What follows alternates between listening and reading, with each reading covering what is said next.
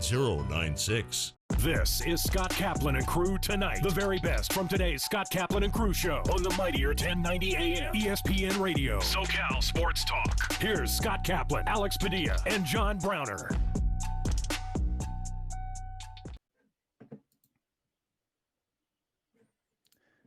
Hey, great friends. What's going on? Today is Tuesday. This is Kaplan and Crew with Grande and the Brown Man. What's going on back there? Somebody got something going on as we're just getting onto the airwaves? Yeah, dude, I apologize. There's lots of construction over here today. Really?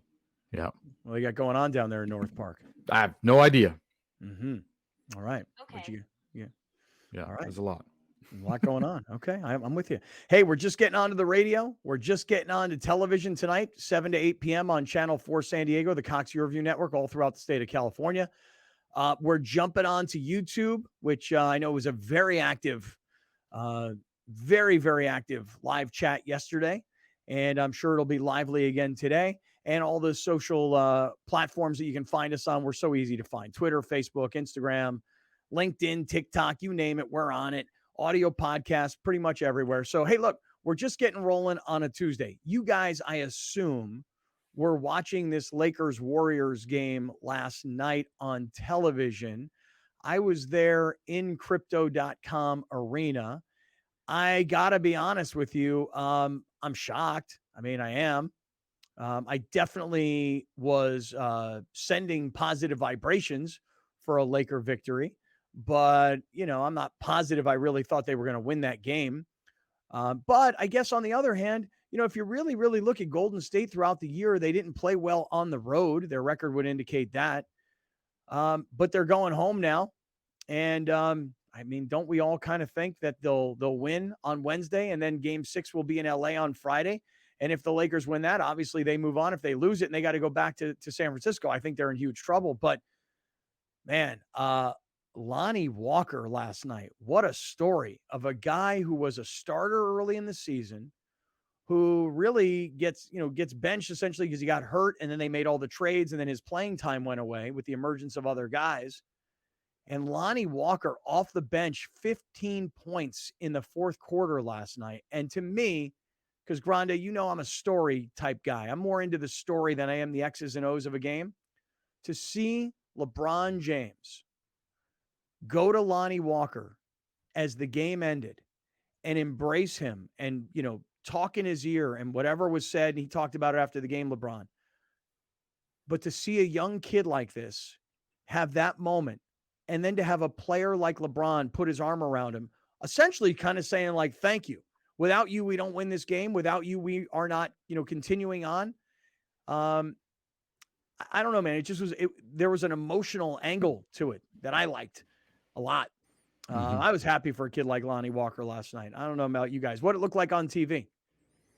Looked like exactly like it looked in person, probably. I mean, there was no question about it in the fourth quarter. AD was out of gas. AD was out of gas in the second quarter. Let's be honest. Yeah. LeBron James was out of gas. They were doing very, very, very well. That's 3 or 4 varies right there on the defensive end in the fourth quarter. Mm-hmm. But it also helped that Steph Curry ran out of gas because he had absolutely no help yesterday. Klay Thompson had a stinker of a game. Andrew Wiggins was okay. Everybody else was awful. Draymond Green was awful. So Steph Curry had absolutely no help, which is you survived the Steph game, but he also had like absolutely no help. But yeah, it was great to see. Lonnie Walker was the Lakers' best player for a while. Like that's what's kind of, I was very intrigued that he just totally played himself out of the rotation somehow, because when LeBron and AD were hurt, him and Russell Westbrook were the top 2 scorers of the team. Lonnie Walker, how many times did I say in October, like, isn't it refreshing to see someone with athleticism on the Lakers like Lonnie Walker? Mm-hmm. Because of the old man that we've had on that roster forever. And now you see someone that could actually jump and be agile. So is it surprising that he stepped up? Yeah, especially as cold as he's been, or not cold, just on ice. So Scott, I mean, I think to answer your question, the very long way, it looked exactly like it did in person as it did on TV. Brown, what'd you think about last night? I think it's time that people start giving Darvin Ham credit. I think it's time that people start giving Rob Pelinka credit. because I didn't know Lonnie Walker was going to do that. I don't think Lonnie Walker knew Lonnie Walker was going to do that. Mm-hmm. But he showed up. Austin Reeves had a great game. Vanderbilt was so tired at one point they cut to him on the bench. He was gasping for air, chasing around Steph Curry. Like that game. He played 11 minutes. Yeah, but his knees were wrapped like he played 48. Right. That game was won by the Lakers. The Lakers won that game. The Warriors didn't throw it away. The Lakers won that game. But my bigger takeaway from that game is that the Warriors I think it's over. I think the series is over. I'm sure they'll win another game because they play better at home. Because Jordan Poole's been absent. He'll play better at home. Kevon Looney will probably try to give you some if Steve Kerr lets him. Andrew Wiggins will be better. The Warriors' other guys will be better like the Lakers' other guys were better at home. But Klay Thompson, bruh, what an embarrassment. You embarrassing your daddy out there, man. You really are. You really are embarrassing your daddy. This is the first time you are able to play his team in the playoffs. And boy, you stink. Boy, you stink bad. You stink real bad. You are a legendary shooter. You're one of the greatest shooters all time, only second to your teammate. Your career right now, boy, you stink bad. The only reason why you still out there is because Jordan Poole stank worse than you. Well, he also won him game 2, basically. It's not like he's been bad all series. He had an incredible game 2. But it is interesting. Win. But it is interesting to see Jordan last Poole, night. though. I mean, but between Jordan Poole and Klay Thompson last night, those two guys together, they scored a combined 9 points, and Klay scored all 9.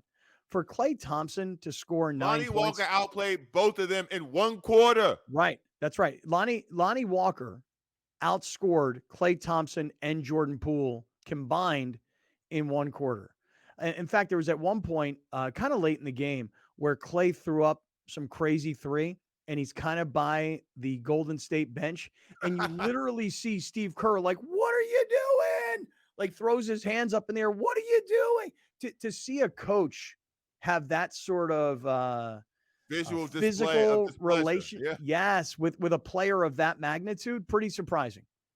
Because he made a three, and so okay. Because once Klay makes one, and this is why I'm more disappointed in Klay than anybody else.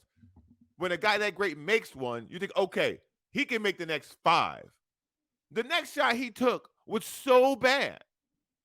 It was so bad. It was from the right side of the court, basically from whatever that logo is on the court. He shot the ball from there with 7 seconds on the shot clock and a massive break.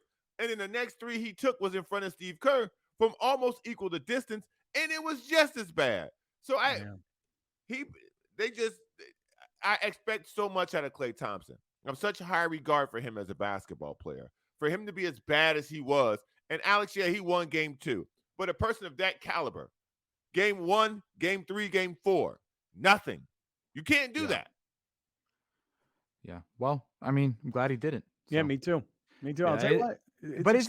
It's very interesting to see because yesterday was the first time I sat down and watched all 48 minutes, very intently. You told us that yesterday, that with no Padre game last night, right? Which, just as a by the way, to go from Padres Dodgers, get a day off, fine, players need it, but to go into the Twins, like for me as a fan, kind of boring. You know, to go from the Padres Dodgers.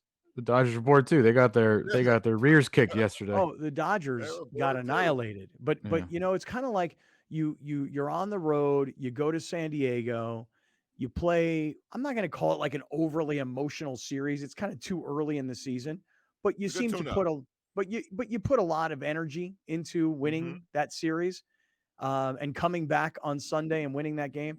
That by the time you leave Sunday and you schlep and you fly and you go, and I mean, it's Monday and you just came off winning 2 out of 3 against your, rival, no matter what fans do or don't want to say about a rivalry. Dodgers seemed a little wiped out yesterday. That series was a marker. It was Alex, what do we got going on back there? There's something going on in your back. What do you got cooking there? He's having sounds like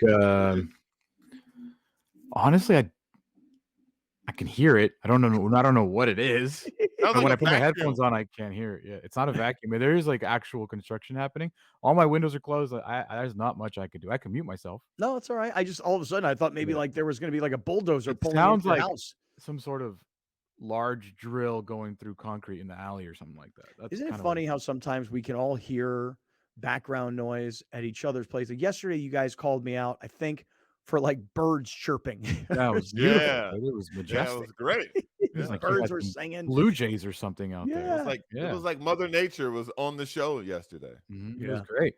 Yeah. It was very Mine not so lovely. pretty. Mine not so nice on the ears over here. That's all right. Yeah. That's Yeah. all right. It's a Yeah. bit Dodgers. North Park is just constantly under construction right now, man. All It's of like it. all of it, dude. Like if there is an Every empty block. building, it's under construction because it's gonna be something soon. Right. Mhm. Don't Yeah. there are no empty lots left in North Park. Not Nope. a one. Yeah. Anyway, just back to this conversation. Dodgers get beat up by the Brewers yesterday, 9-3. Padres have the day off. And we were all kind of focused in on the Lakers. You were saying, though, that you actually sat down without a Padre game and Yeah. did spend the full 48 minutes watching the entire game. Yeah. I even watched Knicks versus Heat, the whole thing. So I really did sit down and kind of got. Anyways, my only point of saying that is it is very interesting to see the older players. And honestly, I know AD is not as old as LeBron, but I feel like Bones he are. physically is. Yeah. And it is fascinating to see, like, Steph's not young either. Steph's got a lot of minutes 35. under his legs too. So to see those three guys essentially, and maybe Clay's dealing with it too. Clay's battled a ton of leg injuries. He's That's right. 33 years old. Mhm. He's played a ton of extra minutes for making all these playoff runs. That's the other thing that like when you make NBA finals, which LeBron, Steph, and Clay have all done a lot. That's Mhm. so many extra minutes that they've played that it is really fascinating to see just them. They're just running out of gas. Mhm. They're running out of gas. I don't know if LeBron has a 40-point game in him for the rest of the playoffs. Okay. Oh, he does. See, He got one. He got see, one. and Because I Steph actually had thought, one, right? Steph had one against the A Kings. 50. Yeah, and I just don't know because LeBron did it during the regular season. He actually played very well at the end of the season, averaging 30 plus whatever. But I don't know if this playoff intensity basketball at night in, night out, going hard every single night, every other night. Like, does he have it in him? Like, AD clearly doesn't. This dude was gassed after scoring 19 in the first quarter and a half. He was done. He took 2 shots in the third quarter. He took 2 shots in the fourth quarter. So I think it's something to keep an eye on. If you're talking about this team, the Lakers, and you guys saying the series is done, which I don't think it is. I'm not sure it is either. But if you're talking about this team making a deep run, physically, I don't know, man. So I think that if you are looking at the Lakers right now, I think LeBron does have one more 40-point game in him. And I think he knows it. But he's holding that card as long as he possibly can because he knows that'll be the last one he has in him for a while. So I can see him plotting. He doesn't play hard every quarter now. I think No. yesterday, there were 2 Disappeared. quarters where I know he was on the court. He played 40 minutes. But you can see when he needs to get going, he can get going in spurts. And I think if he gets to a game 7, whether it be in this series or the next series or in the championship, he can go, all right, I'm taking the rest of the day off tomorrow. Here we go. And he can get you whatever you need in a game 7 because he still has it. He hadn't lost it. He's just tired. He looks tired. That's all I'm saying. They just look tired. I just looked at him last night, and there were so many times where he took shots where I was like, LeBron, why are you taking these long threes? Number Hoping one. they go in. Number two, he's backing down towards the basket. He's being defended by Steph Curry.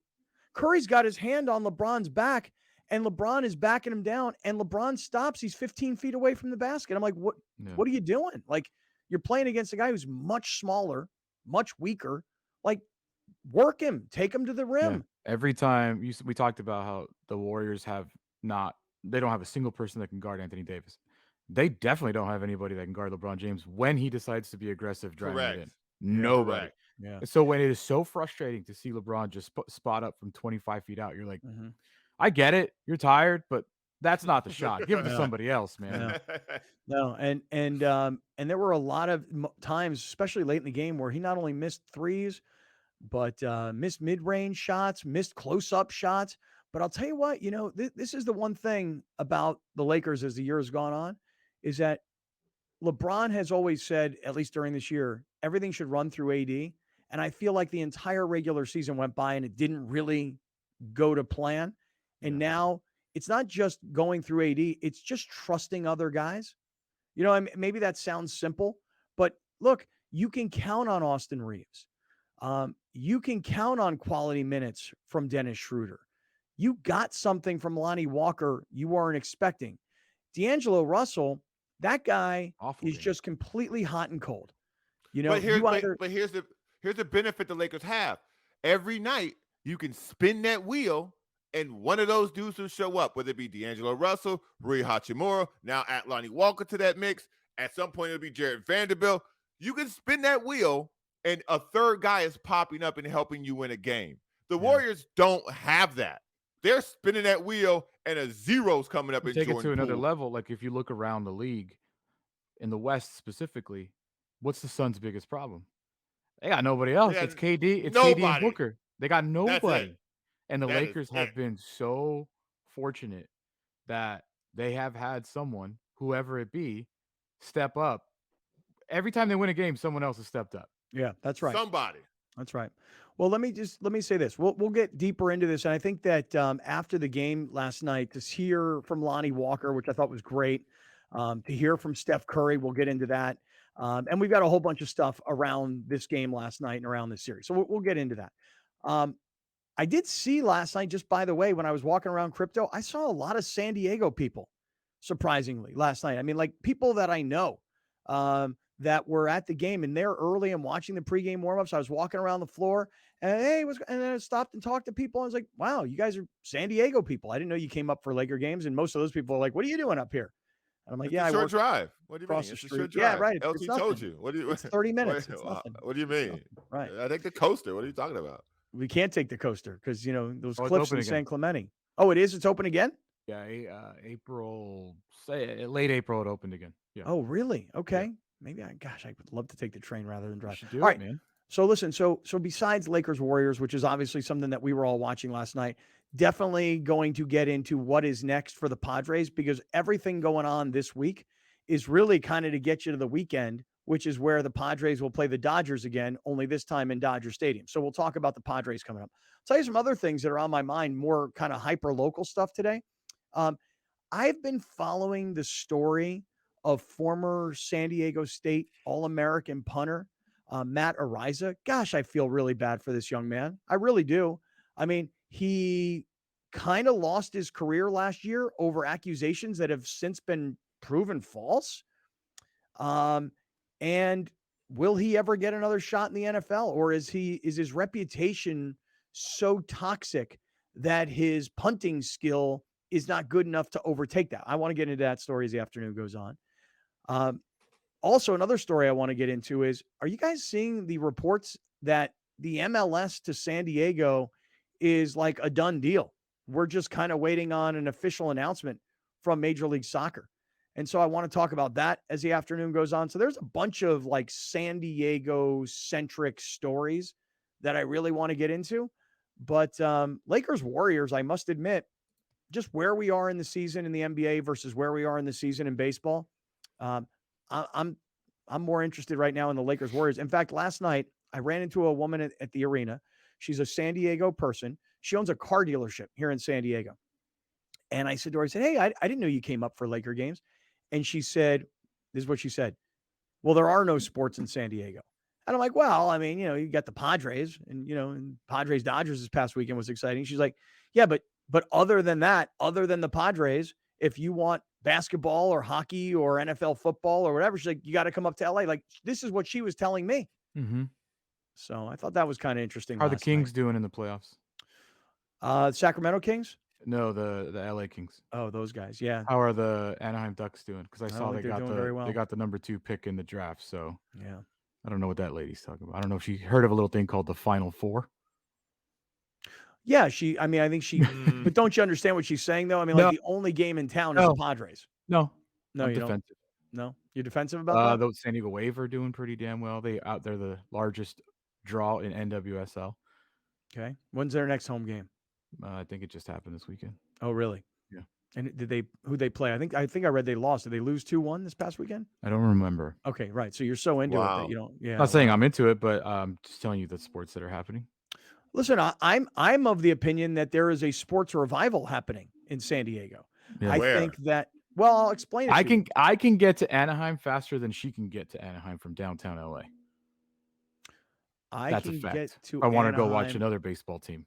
Oh, okay. If you wanted to go to see the Angels, Yeah. It's faster from San Diego than it is from downtown LA. Oh man, well, actually, yeah. Traffic. I mean, That's true. I don't know, man. Anaheim is That's like. I mean, true. it's just it's a perfect middle spot. I can just tell you that. But anyway, neither here nor there. Look, I understand why you're defensive, and I'm telling you, I think San Diego's going through a sports revival through San Diego State basketball, through what the Padres are doing. You mentioned the San Diego Wave getting what will be an MLS team, the Legion, the Loyal, et cetera, et cetera. I mean, there's sports going on everywhere. It's just MLB, Major League Baseball, the big time is only the Padres. All right, look, we're just getting going. We're just getting underway. We're in the 7 Mile Casino Studios. Let's get to all of it. This is Kaplan and Crew. Hi, welcome to OG's.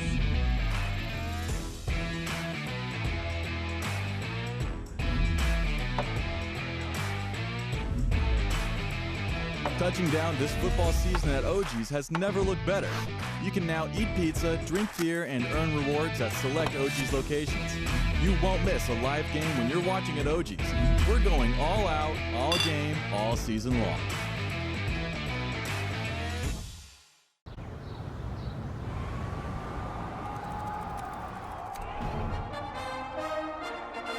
From New York City comes America's longest running and most popular rugby show.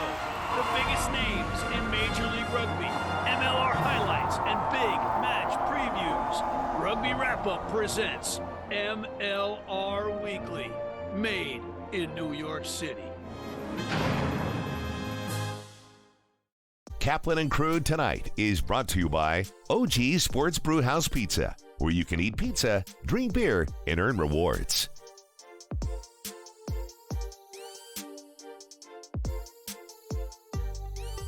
All right, great friends. Hey, we welcome you back inside the 7 Mile Casino Studios, 7milecasino.com.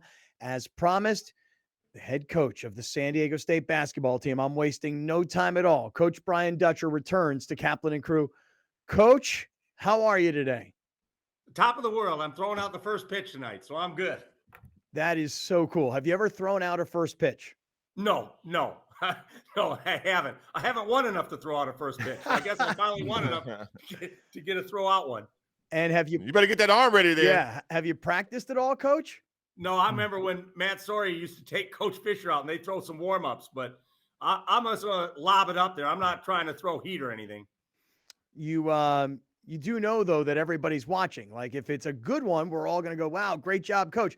But if it's really bad, I mean, everybody's going to have this video. I mean, no pressure. No, I saw Pete Kelsey bounce one in this week, so I already know what it is. Oh, yeah. And you should have seen Browner here down at the Chula Vista Little League this past Saturday. Also couldn't get to the plate. Maybe I'll just set one on like T-ball. I'll set one on a tee. Coach, the obvious place to start is huge congratulations to you, your players, the program, San Diego State as an institution, all the players that came before this group that contributed to the growth of the program.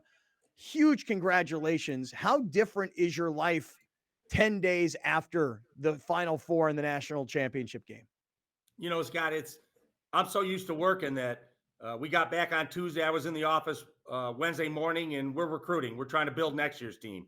So as much as I enjoyed it, I'm not a guy that ever over celebrates anything, even though it's something to be celebrated. I've got my eyes on next year and trying to put a team together that can be really good again. Have you had a chance to think at all about, like, standing there on the floor inside a giant football stadium, knowing that you were on the biggest stage in college basketball? And as an assistant, you may have been there before a long time ago, but have you had any chance to just sort of think about what happened in those couple of days in Houston? I always say, like, I'm a guy that likes to almost sit back and watch everybody enjoy the experience, but I enjoyed it myself too. You know, I told my assistant coaches on that elevated floor, I said, I'll see you guys at halftime. Make some notes. So it's a different experience to be up there and coaching on that stage on the biggest platform and truly a platform, and just watching, taking the time to look out into the crowd and seeing all the great Aztec fan base there to enjoy it. First time experience for all of us, me as a head coach, San Diego State as a participant in the city of San Diego, and just watch everybody kind of celebrate that moment, but at the same time, trying to figure out how to win games. Yeah, it was an amazing run. It really was. Coach, just I'd love to hear what you were thinking when Butler hit the shot that moved San Diego State from the Final Four to the championship game. Could you just go back to what was going on prior to that? Because everybody talked about there's still a timeout. Will he take it? Jim Nantz made mention on national TV. He doesn't have his shooters on the floor. Could you just go back to that sequence and what you were doing? Yeah, it was like the possession before. We were down 3 and brought it up the floor, and I took a timeout. And I wanted to set up a play to try to get a 3 out of a sideline out of bounds. And if we didn't have the 3, throw it to Jaden Ledee and let him go one-on-one because he just scored one-on-one. And then we scored that basket. I took another timeout, and I looked at the time difference on the clock, and I felt even if they shot the ball, we'd have enough time to get down the length of the floor. And I told him at that time, we are not taking a timeout. And I said, we don't have shooters on the floor. I have 3 bigs on the floor. So cause a miss, get the rebound, get it to Lamont, make sure they're not doubling back trying to intercept that pass. And then you 3 bigs run to the rim, because if he misses, we'll have 3 bigs in to tip it in. And then Micah Parrish, you find space in case he needs to kick for a 3. And so I kind of had a thought in my mind what I wanted to do, but obviously players make the plays in March. Lamont made a magnificent play. They cut him off. He kind of crossed over, came back, and shot a beautiful pull-up jump shot to make me look good as a coach and us look good as a team. Coach, what made this team different from the other 2 teams that you got to the Sweet 16? Obviously, you played UConn, you played big teams in those tournaments as well. But what separated this team from advancing? Like when you beat Alabama, and I think a lot of people thought you could beat Alabama, but when you did it, and then you had this crazy game against FAU, what made this team different as opposed to the other ones you've had in the past? Yeah, this is the greatest team in Aztec history because of how far they went and what they did. I'm not sure it's the best team.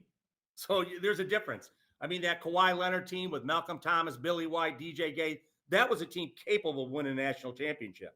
The X-Thames team with Poe Lee and J.J. O'Brien, Josh Davis, Skylar Spencer, that was a really good team too. But sometimes it's just the path lays out. You win games. And I'm just thinking back, like the other 5 seed was St. Mary's. They played UConn in the second round. What if we're that 5 seed and we play UConn in the second round and get beat? And we're talking about, hey, great, Dutcher got his first tournament win. But it just laid out for us where the path wasn't easy, but we took advantage of the path we had. Coach, you have had the governor of California tweet about you, the vice president tweet about you, and you've got you guys had the city on fire for the program. How has that changed anything that you're doing going forward, and has it opened the door for the recruiting process to become a little bit bigger and a little bit better? This is the talk we had back when we had Kawhi Leonard, Malcolm Thomas, Billy White. We won at such a level, they said, well, boy, you're really going to be able to go out and get some players now. We have players that just went to the national championship game. So we'll continue to recruit how we do. Recruit guys with chips on their shoulders that have a lot of potential, that are about the right things. And I like the way we've recruited over the years. So we'll continue to do what we do. Maybe it put us in front of a different kid or 2. But for the most part, we've got good enough players in this program to win in any conference and at any level. Talking to Coach Brian Dutcher this afternoon. It's Kaplan and Crew, and Coach Dutcher is with us. We're still talking about this San Diego State run. And, Coach, I was telling the guys, we're not going to stop.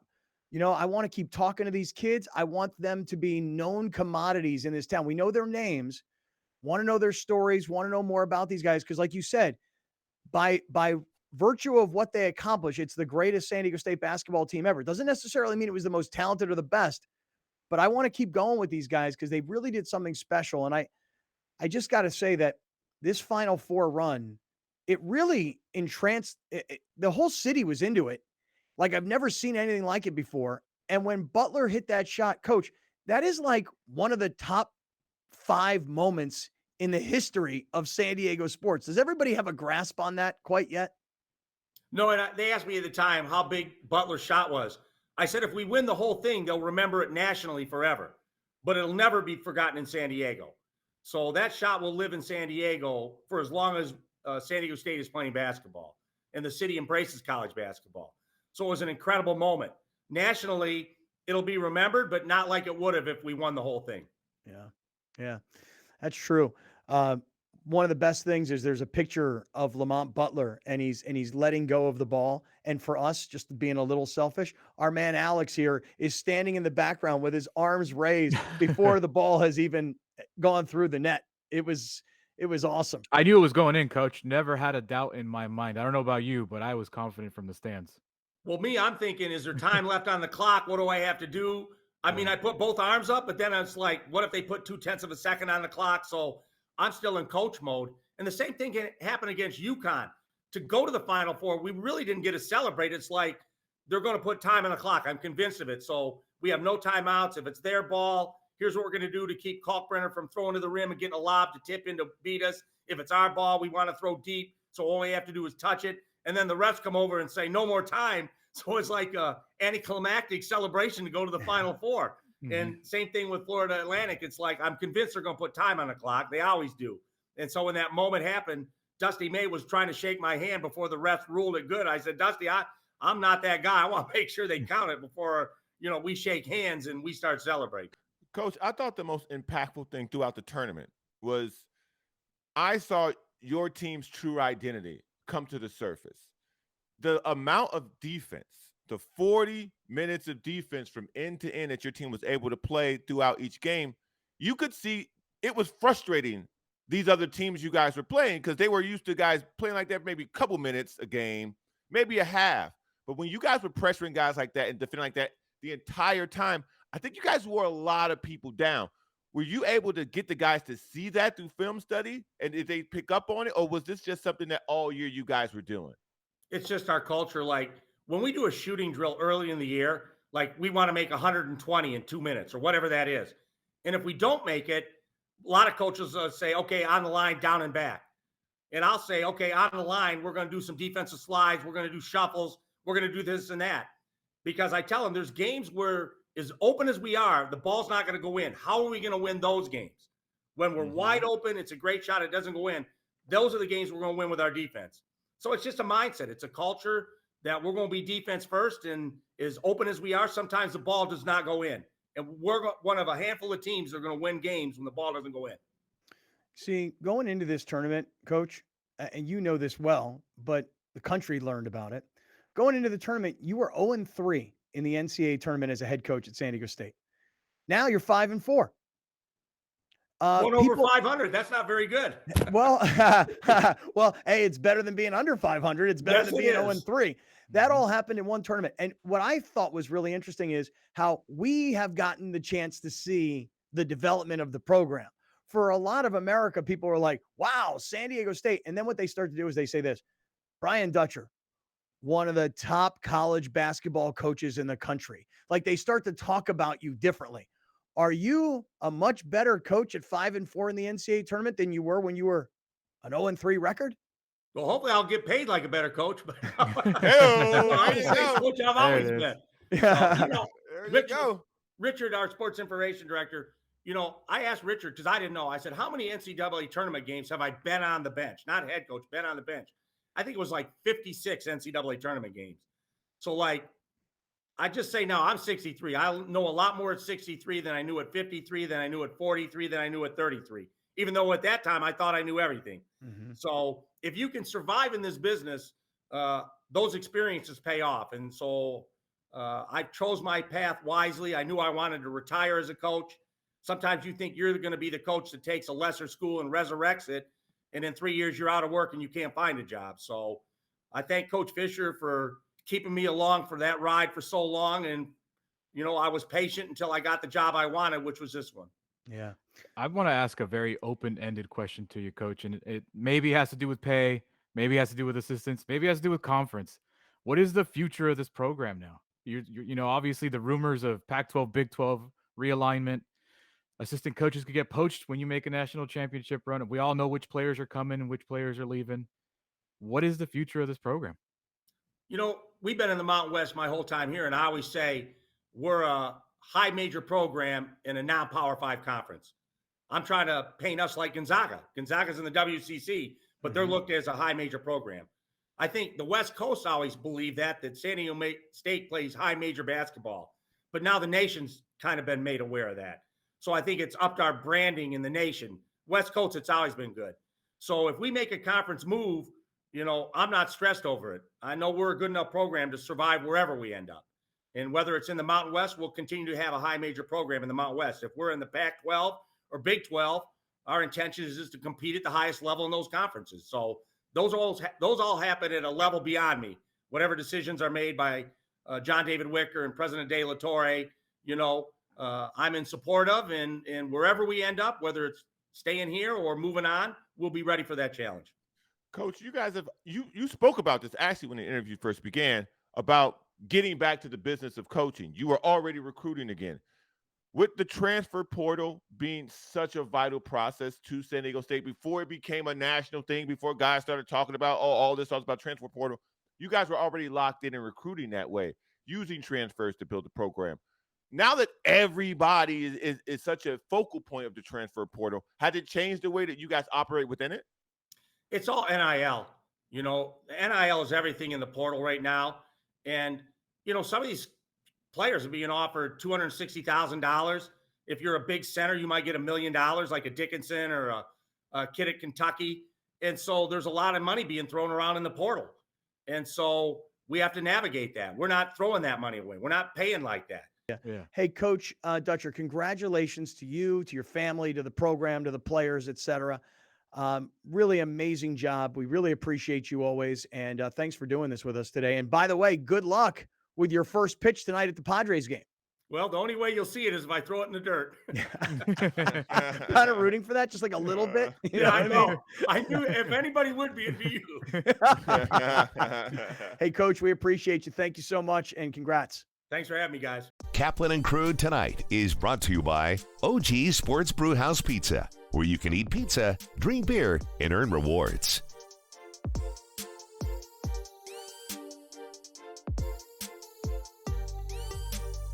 Dominating the SoCal radio airwaves for over 20 years. Join Scott Kaplan, Alex Padilla, and John Browner for Kaplan and Crew every Monday through Friday, 3 to 6 p.m. only on the Mightier 1090 ESPN Radio, SoCal Sports Talk, and the Mightier1090.com. Hi, welcome to OG's.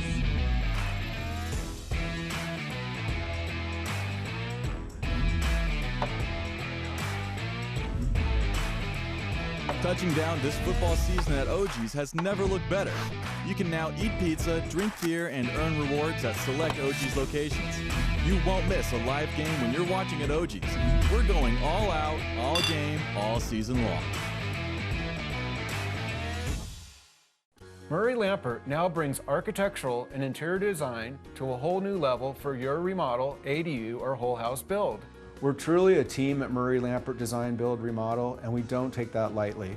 Visit murraylampert.com. Hey, great friends, what's going on? Tuesday afternoon, Kaplan and Crew with Grande and the Brown Man from the 7 Mile Casino Studios, and their website is 7milecasino.com. Great job by 7 Mile Casino last Thursday hosting our dinner and comedy show. I guess if I have one gripe, it was that, man, when we got done, we couldn't even get on the tables. Everybody was having so much fun out there in the casino, playing blackjack and poker, eating amazing food, ordering drinks, smoke-free environment, only 7 minutes from downtown San Diego. Dude, we couldn't even get on a table. That's what an amazing job 7 Mile Casino is doing, attracting people to come on down and play. All right, Grande, Brown Man, we were talking about the Lakers Warriors. I definitely want to talk about a lot of hyper-local stories. MLS coming to San Diego, this Matt Ariza disaster with San Diego State football, and shout out to my man Dick Submergent, who represented me and Billy Ray in 2012 when 1090 fired us back then, and we sued their asses, won, and got the CEO and his general manager fired immediately thereafter. So my man Dick Submergent representing Matt Ariza, shout out to you. want to talk about that. Talk about the Padres getting ready now for this week, and the MLS coming to San Diego. Get to all those stories coming up. Where would you like to start on last night's Laker game, Grande? I guess maybe the best place to start is the storyline of the game. I mean, let's not bury the lead. Lonnie Walker the fourth, wearing number 4. I love that. Lonnie Walker the fourth in game 4. Huge night in game 4. Right. Huge night last night. 15 points all in the fourth quarter. Amazing. Absolutely amazing. You know what impressed me, Browner? The guts to take the shots. You know what I'm saying? Like LeBron is giving you the ball, and you've played like less than 30 minutes in the postseason so far. And, we're in like the 10th game of the Lakers postseason. Guys played under 30 minutes. They bring him off the bench in the previous game, and he scores 12 points. But it's late in the game, and maybe actually this was game 2 where they got blown out. But the point is that when you're in game 4 and it's a tight game and they put you on the floor and LeBron is giving you the ball, like my inclination would be like, okay, here, back to you. Here, you have it because it's your team. And, this is, your time. Here, LeBron, king, crown me. Okay. Lonnie Walker to have the guts to take the shots that he took, that to me was the impressive part. Am I not seeing it clearly? It wasn't that Lonnie Walker had the guts to take those shots. It was that he got into a groove and then realized Steph Curry was guarding him. If you notice the pivotal moments in a lot of those shots down the end of the stretch, Steph Curry was guarding a lot of those dudes. When LeBron went to the basket and had a bunch of those layups, and when he almost hit that and one, Steph Curry. When Lonnie Walker was making a lot of these shots, Steph Curry was guarding him. So it's about when he got comfortable, like Alex said, there was time during the year where he had these moments where him and Russell Westbrook were the most best offensive players the Lakers had. So he has it in him. You just got to find the right matchup. And the Lakers absolutely found the right matchup in Steph Curry repeatedly, which again puzzles me because Steve Kerr and that coaching staff have seen this in the finals multiple times when LeBron goes hunting for Curry at the end of games because they're easy baskets. So, I mean, shout out to Lonnie Walker. Do it again. Now, if we spin that wheel tomorrow, who's going to show up? I haven't said this since the day he was hired, but props to Darvin Ham yesterday. 2 massive adjustments, which I said he does not have in him, happened yesterday, on both ends of the floor. When Steph Curry was wrecking the Lakers on pick and rolls because they would switch everything. Everything was being switched on Steph's pick and rolls. He either had an easy layup or somebody was wide open. He was absolutely wrecking them. What happens at the end of the game? You have the best defender in basketball when healthy. He can guard anybody. Just keep AD on Steph Curry. You saw how that finished at the end of the game. And even if AD wasn't necessarily like blocking his shots, I mean, it was pretty clear, wasn't it, that he was forcing had to hit him the video board to get him over Anthony. Right, Davis. that's my point. Is AD, even if he was far away from Steph, his height, his length, blah blah blah, he was able to adjust how Steph was shooting. And if you ever go to any of these games or you see these videos online, Steph before the game, he puts on this shooting exhibition. Man, the guy shoots from all over the place. It looks like one of those old Michael Jordan, Larry Bird, McDonald's commercials where they're playing horse and they're all over the arena. Like Steph literally takes the craziest shots, but AD in front of him forced him to adjust his shot angle.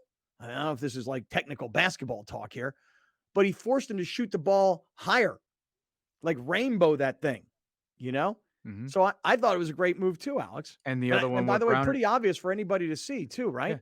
Yeah, I thought so. And then the other adjustment, Browner just talked about it. In the fourth quarter, they knew that Steph was the only thing they had going offensively. So how can you try to neutralize him offensively? Make him work defensively. Every play. Exactly every play they gave the ball or they made some sort of move to get Steph to make Steph the primary defender on the ball. He was working so hard in that fourth quarter because he's the only thing they got going on offense. And on defense, the Lakers did not let him rest because the Warriors were garbage yesterday. Anytime Steph Curry's ass hit the bench, they were garbage. And they would just any lead that he amounted Gone. gone as soon as he sat on the bench. So the Lakers, shout out to Darvin Ham yesterday. I don't know if it'll work again in Game 5, but it worked like crazy in the fourth quarter of Game 4. The Warriors scored 17 points in the fourth quarter. That's it. They had 2 double-digit leads when Steph Curry went out of the game. Only to have him come back in the game down 4 points, up 4 points once, and then they were up 2. But then the Lakers made a 3, then they were down. Like I don't know what the Warriors have left outside of, because they got to come back to LA to win the series. I don't know what they're going to be able to do that's going to change anything that the Lakers have. Like the Lakers, from a matchup standpoint, this is great for the Lakers because they have athleticism to bother these guys. Other than Steph Curry, everybody else, they've seemed to have figured out a way to bottle up. Other than Steph Curry, and if you don't let him create for these other dudes like he did yesterday, that's why the game was close for longer. What else can they do? Because Klay Thompson can't go off the dribble against anybody guarding him. Jordan Poole seems to be in a world somewhere else. I think it's a really easy answer as a non-X's and O's nerd. They just, as a team, need to make their open shots for the Warriors to, like, they just haven't done it. And I think it's easier said than done. Right. Open for a reason. How many times have they, like, obviously Draymond is the Russell, like, they're just going to let Draymond do his thing. Open for a reason. I get it, dude, but the Warriors are not up there chucking 41 bad threes. They're 41 pretty good threes. They're just not making them. I think you're so right. Like, it doesn't require 15 years as an NBA player to figure this thing out. You know, I don't have to have JJ Redick's resume on television to try and figure this thing out. The bottom line is that if the Warriors shoot the way we all know the Warriors to shoot, they have a very good chance of scoring 130 points. And in that case, they're likely to win. If they can't shoot and you get 9 points from Klay Thompson and 0 from Poole, you're gonna get the result you got last night. In particular, when AD, because remember, AD was on the odds evens program. Good game, bad game, good game, bad game. Yesterday was supposed to be a bad game. He actually had a really good game. But Alex, show us the video of, and this is, again, it doesn't take some expert. This is the last maybe 40 seconds of the game where AD is defending Curry. And just for those of you that are listening, watch what happens. I mean, first AD is trying to steal the ball from him way out deep. And then he's just draped all over. I mean, you talk about AD being tired. Look at the effort on the much smaller, faster player. And then Curry gets the rebound, gets the ball thrown back to him. It wasn't his rebound, but he got the ball thrown back to him. And AD forces another bad shot. And that went from like 38 seconds remaining in the game. And I think it was a 1-point game. The Lakers were up by 1 to down to like 16 seconds left. I mean, AD, I got to give him all the credit in the world. What an athlete. I mean, now, 7-foot guy versus a 6'1", 6'2" guy, fast, quick, creative. That was a great defensive moment right there for AD. Plays before that, Steph Curry had made shots on Anthony Davis. So true that. Hat off to Anthony Davis for when it came down to the next 2, he stopped him. But again, at that point, you get the long rebound. It just didn't work. If I'm Steve Kerr, why don't you call a timeout? Where was Steve Kerr yesterday? Anybody look for him? Because I never thought that I would have to say Darvin Ham handed somebody their hat. And Steve Kerr got his hat handed to him yesterday by all people, Darvin Ham. Like, what? Are you watching too, bro? You next to Jack Nicklaus? You watching the game just like he is, huh? Feet up. Chill. I don't think Jack Nicklaus was at the game. He was there. No, Jack Nicklaus was not there. No, he was not there. Jack Nicklaus is the golfer, Browner. Right. Bro, they all the same. Y'all know who I'm No, talking about. they not all the same. Jack Nicholson Y'all know who I'm talking about. is an award-winning actor, and Jack Nicholas, it's a common mistake, but there are 2 different people, to be clear, just so you know. Alex, let me let all of us here Jack together. get rolled in like that dude didn't. I mean, I understand age, but Jack Nicholson, here's the one thing about not looking particularly good with respect to his amazing career and his fandom and everything else. And age. Like I don't know how old Jack Nicholson, now you got me doing it. I don't know how old Jack Nicholson is. 86. He's 86 years old. Yeah. So to be 86 and to go to a game like that, and when you're wearing like an all black suit and shirt older gentlemen, things are constantly like falling off of them. So like if you see an older guy in his 80s or 90s and he's all decked out in black, chances are there's like dandruff and like just skin, like just it's like all over the blackness of the suit. So Jack is sitting there in the front row. And when I say front row, I mean courtside, like you would expect to see Jack Nicholson, right? And he's wearing all black and there's just little white specks like all over it, right? You can see it on HD TV. And he's got binoculars. My man's in the front row. He ain't in the 300 section, Browner. Maybe that's where he's looking. My man is. Listen, hold on. My man 86, bro. Yeah. My man 86 of them things. I kind of regret my statement about being rolled in now knowing he's 86. I thought he was like 70. Bro, you can be out there. No. Yeah, you feel bad, don't you? And I feel bad because my grandmother turned 86 yesterday. So shout out to Jack Nicholson. You're living a hell of a life, my dog. Yep. Don't let Scott and your dandruff like shame you. No, I apologize. I apologize. No shame. 86. Hey, listen, I had lunch the other day. Was he 86? I'm going to tell you something. Listen to me. You ready for this? I had lunch the other day with a gentleman who has been an acquaintance of mine for years. I don't know him well at all. He's just part of a group. And there's a group of guys. This is like 10, 12 guys at this lunch, right? And I haven't seen these gentlemen in a long time. And when I tell you I'm far and away the youngest guy, that give you an idea of how old everybody is. The oldest guy at the table, sitting right next to me, 91 years old. Shout out. 91 years old.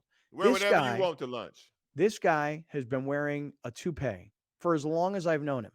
And it's the most obvious, ridiculous rug you've ever seen in your life. God love the guy. It's not Dom Capers, but it's very similar, Alex. Very, very similar. Guy's had lots of work done to his face. Looks great. You would never know he's 91. And the thing that he and I were talking about was he still works. And this guy's loaded and has been loaded forever. And he was telling me the story about his business the other day. And I was like, oh, I didn't know that you were in that business. I thought you were in like real estate and development and stuff. He's like, oh, I've been in that also forever. He's like, but this business that he's in, he's like, he worked like literally doing like data services for like every college in the country. And he's laughing at me. He's going, do you believe these colleges pay us to do this? They should be doing this themselves. Are they out of their minds? He goes, but I don't care. It's every college in the country. 91 years old, still actively involved in his business. People, do whatever you want. I don't know the answers. I don't know the answers to life. But here's what I think. I think that what'd you say, Alex? Don't stop moving. That's it. And I don't want to say don't stop working. It's not about don't stop working. It's just don't stop. Stopping. Right. Just never stop. That's the key. Right. So whether it's using your brain, using your body, whether it's traveling, whether it's still being in business, whether it's having a hobby, whether it's volunteering, I don't give a crap what it is.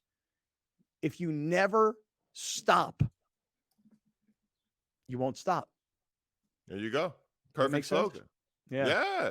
Yeah. A body in motion stays in motion. Okay. The second you stop doing something, you retire, you put something down, you got to pick up some other part of your life, man. If you let all your skills die down, you let your brain get dull, your body going, hey, man, what we doing here? I'm good. I'm tapping out. Yeah. Shout out to 91. Shout out to 86. Shout out to all the numbers. Well, that's just it. Last night, give another quick story for you. Last night, I'm at this Laker game. I run into a young woman who I know. When I say young, she's probably in her early 50s. She just retired, sold her business. Okay. What are you, Don Lemon now? No, what you listen, I tell you, you're old all the time. So if you tell me some woman is 51, I'm not finna listen. I don't treat men and women different. I treat them all the same. If you 51, you a woman, you old. Really? Chill. Really? What about this 91-year-old guy that you were just praising? 51-year-old lady. Anyway, story goes like this. She sold her business, made a lot of money, made a fortune. I said, are you bored now? Like now that you don't work anymore and you don't have the day-to-day? She told me she was bored. She goes, I was worried I was going to be bored. But she has 3 teenage kids. She goes, and I'm at everything now because I used to be at work all the time. You go on vacation, my computer, my phone, it never stops. She goes, now that I'm retired because she sold her business and made a bunch of money, she's like, all my time is being invested into my children. And it's like the greatest thing ever. So good for her. Back to the whole notion of just don't stop. Like, Yeah. just because one thing ends doesn't mean the next thing won't take your time and be as rewarding. You know what I'm saying? So anyway, this gets us all back to the Laker game. And in fact, Good for before we her. get into Lonnie Walker's post-game comments and Steph Curry's post-game comments, can I just have 1 minute to ask you, Browner, how's the shoulders feeling and how's the Medcline sleep system going for you? Because as much as I brag about it and as much as I endorse the product, nothing really resonates kind of like reality. And you have seemed to have loved this sleep system with Medcline. I have and am currently now doing push-ups again every day. I could not do push-ups because I had such bad shoulder pain. The ability to be able to sleep and have my shoulders begin to regain strength, I have been able to do push-ups again. It is I'm about to be swole, y'all. I'm about to be swole. Chest out. I mean, think about that. Guy couldn't do a push-up, uses this Medcline sleep system, shoulder pain. Whoa. I could do a push-up. It was just painful. Now they're painless push-ups, okay? Don't mean I'm kind of wimp. No, I wasn't trying to make you sound wimpy. I was trying to make the point, though, that your shoulders were hurting so bad that you couldn't or wouldn't or didn't want to do a push-up, and now you can. That right there is the story. Medcline.com/great friends. A pop-up happens. You save 20%. And if you got shoulder pain or acid reflux issues or things that keep you from sleeping, this could be your answer to productivity and happiness. Medcline.com/great friends. All right, so Grande, now show us, if you don't mind. Let's take a look at what Lonnie Walker had to say after this amazing performance. 15 points in the fourth quarter to lead the Lakers to a Game 4 victory and a 3-1 series lead over the Warriors. Let's hear what Lonnie Walker said. I mean, truthfully speaking, I'm a scorer mentality first, so first shot in the fourth, first shot in the first. I mean, it don't really mean any difference to me, honestly. I've been shooting a lot of shots my entire life, so I got a lot of confidence in myself. I know my value. I know what I'm capable of doing, and by the grace of God and a lot of hard work and sacrifices and time, in the gym, the fruition kind of came today. All right. Well, there you go. I love the confidence. I must admit, I love the confidence. It's not like this guy goes to a post-game press conference like, hey, look, I didn't get to play a lot in the second half of the season. I'm just sort of waiting my time. Oh, tonight was my time. No, I'm a shooter. I'm a scorer. I mean, I got to say, man, I'm super impressed with the young guy. I mean, you're right, Alex. There was a time during the season he was one of their more exciting players early on when they were really bad. And he was kind of coming from out of nowhere and super athletic and big, crazy dunks and stuff. But to come off the bench in a moment like this, just fearless. I loved it. Yeah. I am also just generally impressed by what the Lakers have done so far in the postseason, because I wasn't buying into anything the national media was saying about, you don't want to play this team in the playoffs. I mean, unless they lose 3 in a row, making it to the Western Conference Finals is not something I envisioned this when this season started. That's for damn sure. No, I mean, so now to be one win away from that. Yeah, that's impressive. I'm almost now thinking to myself, I really don't want the Suns to beat the Nuggets, but on the other hand, if the Lakers are going to make it to the Western Conference Finals, and it's not done, but if the Lakers are going to make it to the Western Conference Finals, wouldn't I rather see LeBron versus KD than LeBron versus the Joker? I'd rather see LeBron versus anybody. Don't really care. What you want to see in the next round is the Suns and the Lakers. The Nuggets are better than the Suns, and if somehow through sheer miracle, Devin Booker and Kevin Durant pull this off, they're going to be out of gas. But at the same time, it's Devin Booker and it's Kevin Durant. You can figure that out because it's just them. It's similar to what you're playing now. If they play the Nuggets, Anthony Davis might die on the court because Jokic is going to play every game. He's going to play 40 minutes, and you're going to need AD. You just don't need him. Let's just win one more game. All right. Well, let's win one more game. Hold that thought because, again, I want to get into a bunch of other stuff that's a bit more hyper local. So stick around. Final thoughts on this game last night, and then let me start moving us towards San Diego stuff because there's a lot of San Diego news that I want to get to. Stick around. We're in the 7 Mile Casino Studios. This is Kaplan and Crew with Grande and the Brown Man. Thank you for joining us. Catch Scott Kaplan and Crew tonight from 7 to 8 p.m. Pacific every Monday through Friday. The very best from today's Scott Kaplan and Crew show on the mightier 1090 AM. ESPN Radio, SoCal Sports Talk.